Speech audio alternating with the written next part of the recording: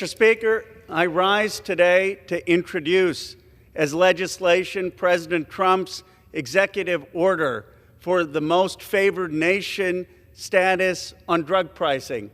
My legislation will codify President Trump's executive order, which basically says that Americans should not pay more for drugs than people in other countries and other parts of the world.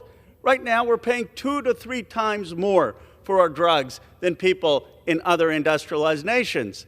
Now, this executive order, codified by the legislation, will allow our cabinet secretaries to put pressure on Big Pharma and make sure that they are not price gouging, and will allow for the importation of cheaper drugs.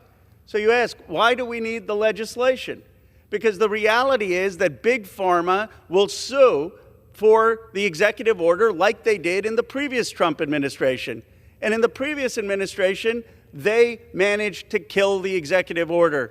The only way we can stand up to Big Pharma is to codify in legislation what the president wants to do in an executive order. So here's the deal. If I can cross the aisle and support President Trump's executive order in legislation, every Republican should be willing to cross the aisle and support my legislation. It's a pretty simple test.